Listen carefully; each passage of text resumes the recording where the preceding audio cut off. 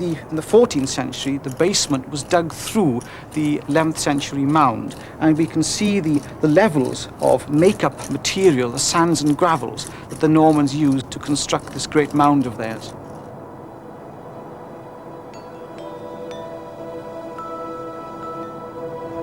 In the late 11th century, there would have been a great timber keep here on top of the mound, the lordly residence of the castle, overlooking and dominating the rest of the monument. That survived, we think, through to the 12th century, when it in turn was replaced by a stone keep. But it was in the 14th century that the castle saw its major redevelopment, when Ralph, the first Earl of Stafford, made an agreement to build upon the motte at Stafford a great lordly residence or keep. It was a huge monument, 120 foot long, 50 foot across, and of 3 stories we now know from the excavations. Back at the County Library, new evidence about the most recent building, the Gothic mansion from the early 19th century, the Folly whose ruins still stand on top of the mound. One of the things which puzzled the archaeologists was why the 19th century builders did a worse job than the medieval builders. Jan Smith, the assistant county archivist, discovered the original building contracts. Here we have an original agreement with the stonemason dated 1813, in which the stonemason agrees to build the second tower up to the height of the first, and to go on to build all 4 towers of the original keep and the walls between. And the sum of money which is specified in this agreement is £1,220. This was to be paid by 1820.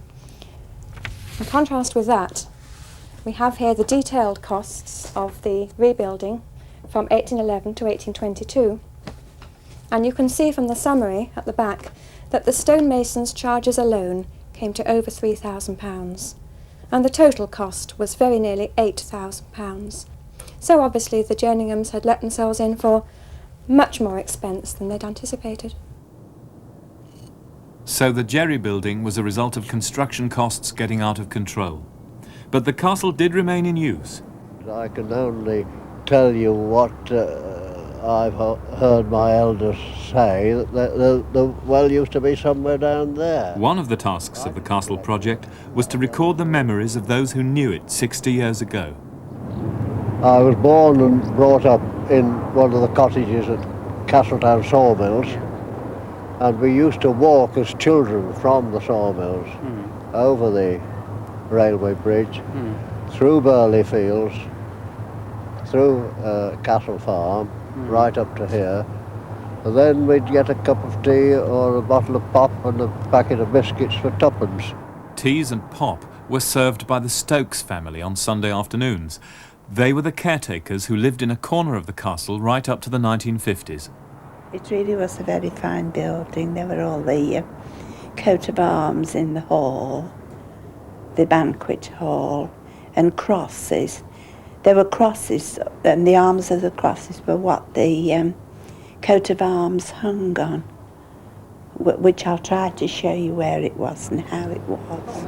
Let's go in here. I used to know the castle very well, and the various rooms in it, and the dungeons, and each part of it. That has changed, has it? It has, greatly. That was what was the old boiler. Yes. As they did the yes. washing and such like. And you remember the fireworks? Yes, I can remember all that. When Baron Stafford gave it over, he thought he should have someone living in it, residents. I understand that my grandparents were the first tenants to live in the castle. Well, what do you remember of all this? I was born here, and my grandparents lived here, and all the family. And then when the last of the family were married, another relative took it over, Mr. and Mrs. Dodd, and they lived here for many years. So of course we were still able to come to visit them. I used to know the castle very, very well. Very well. In time, the human evidence of the 20th century will be as valuable as the archaeological evidence from the past. Now we can complete the story of the buildings on the Great Mound. we can see the Gothic mansion whose building costs went 3 times over budget, the great stone hall house on the hill of Earl Ralph, that first shadowy stone building of the 12th and 13th centuries, and the Norman baronial castle, its timber defences on top of a massive mound, no doubt dug by unwilling locals from Anglo-Saxon Stafford. A great military centre, controlled by Robert of Tosney, later known as Robert of Stafford, as William the Conqueror's men established their iron grip on the surrounding countryside. Here was a major centre of Norman power and patronage, and perhaps of town life too. In the Middle Ages, the livelihoods of hundreds of people could depend on the castle, and often little townships grew up outside their gates with a market and craftsmen. The physical evidence for those townships has often been destroyed on other sites by modern developments, but here at Stafford there's been no development. This is the original Old Hollow Way, the medieval track which led up to the castle gates of the Outer Bailey, and this is just the place you would expect to find a medieval settlement. And records do survive of such a settlement. A writ of 1293 refers to the Villa de Castello Juxta Stafford, the town of the castle near Stafford. Names of rent payers appear. William de Morisco paid 11 pence a year for his land, Thomas de Pipe 4 shillings, glimpses of medieval neighbours. But where was the settlement? The archaeologists plumped for the field by the Hollow Way. Firstly, we have a soil profile of about 4 or 5 inches that is very clearly the result of worm action. There is hardly a pebble in this soil, and we feel that this soil took maybe a century or more to form. Beneath it, however, we do have a layer which does have a lot of pebble. It is well sorted, and environmentalists and myself feel that this soil was in fact ploughed, possibly in the 18th or the first half of the 19th century.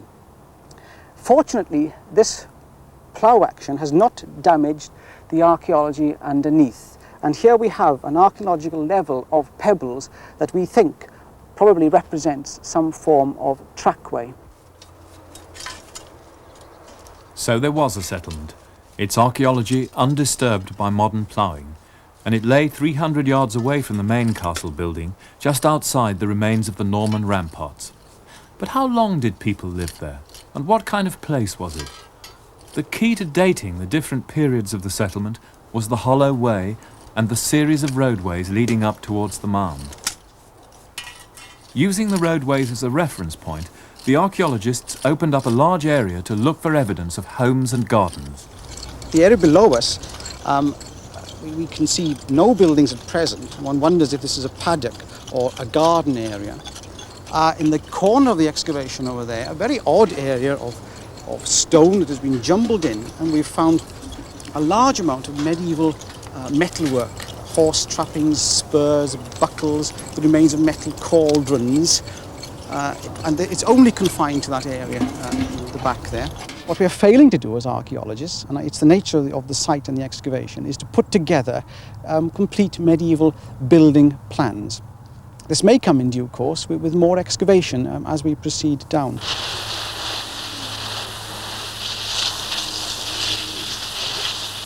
For 2 summers we've hardly had a drop of rain on the site, and the site bakes and becomes very hard, and when you're scraping the hard clay we've been unable to see all the different textures and colours of the features that underlie the site.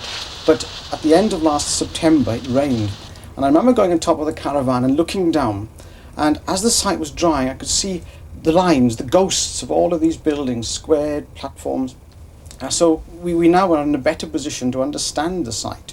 This year we're able to get a hose pipe on site so we can water the site and keep it in the condition that we need to excavate it properly.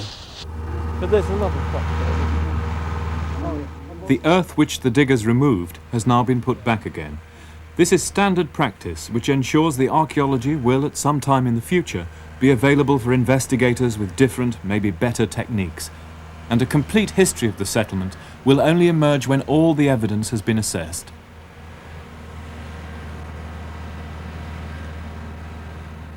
Already it's clear that there were 5 phases of occupation. Patterns of Norman streets and buildings can just be made out. These are close to the time of the conqueror himself. Changes in the position of the roadways indicate how the layout of the township was altered in the centuries that followed. The last phase of the site was in the middle of the 15th century, the time of the Wars of the Roses. Then it was abandoned. The third of the areas chosen by the archaeologists was 200 yards from the settlement, up the main road, through the outer bailey and just below the main castle mound. The inner bailey was an area where many of the castle's services would have been. Blacksmiths, grooms, kitchens, a fair lodge, according to a later record, and a chapel of St. Nicholas. Today is a red letter day. The site chosen for the dig was between the keep and the woodlands. A small crowd of civic officials and schoolchildren was assembled to witness the modest opening ceremony. And set us on our exciting way. Gosh, it's really hard. We've got a tough job ahead of us. You have. As Councillor Dean took his bow, no one could have foreseen the amount of earth moving that lay ahead. The bailey site was neither easy to dig nor straightforward to interpret. Well, the reason we're digging the site below me is threefold. Firstly, we are hoping perhaps that we will find the site of the chapel of St. Nicholas, which goes back to the 12th century. Now, nobody knows where this chapel is. It's lost from memory. All we know is from 16th century documents that it is near and adjoining the keep. If we don't find the chapel, we might find evidence of a motte ditch. That is the ditch between the motte, the large mound we're standing on, and the bailey below us where the people are excavating. We might also even find some evidence of defences along the perimeter of the bailey below me. Archaeologists often make sense of what they've found only when a dig is over. So it's essential to keep a full photographic record of each site, particularly of a site as complex as the castle courtyard. Remains of tree stumps meant that much of the early work was frustratingly slow, but by the end of the first year, an intriguing stone building had been uncovered. The most interesting piece is this corner, and I think that's where the clues to this original purpose of this building lie. Yes. Because if you have a look at this plinth, it really is very good indeed. And in fact, this is of good church or cathedral quality. And then you've got this stone, which is part of it, is it not? Yes, I which think is very that's fine. original. That and the wall I'm now kneeling on. And this buttress is keyed into here, and this is a socking great buttress Yes. for a building of this size. Yes. And it implies that they were holding up a very tall building Yeah. in proportion to its width. Yes. My bet on this Yeah, being part yes, of the chapel yes, rather than anything yes. else. So it looked as if they had found the stone chapel. A year later, they had more to go on. We can add a few details to the building now. From the rubble of the building, we can say it had a tiled floor, for instance, a very Where? nice Where medieval was the floor. tiled floor? Well, internally somewhere, but the floors have been ripped out. They don't survive. It had a very nice tile roof. The walls were internally plastered. We can say that. And we've also found some stained glass, which have come from stained glass windows. Yes. Yeah. No, I mean, the whole argument is that this building must have had some pretensions, at least. Well, if it was a chapel, Yes. which is what's suggested by the decorated floor tiles and the stained glass, Yes. then this must have been a tower, I think. Finding the chapel of St. Nicholas was the first of Charles Hill's objectives, and also the easiest. The other two remained elusive in the early years. Tree stumps and boulders notwithstanding, the young diggers had no alternative but to scrape and brush away at the surface millimetre by millimetre. In this way, remains of timber buildings and defences can be identified by small variations in the texture and colour of the soils. That's what usually leads to discoveries, or so they thought. But this is absolutely incredible. This is spectacular, to say the least. Yeah. But what really excited the archaeologists was a discovery on the edge of the rampart of the bailey, a discovery which, at the time, they thought to be a vital clue to the story of the castle's defences in the Civil War. one of the things that you get on Civil War defences are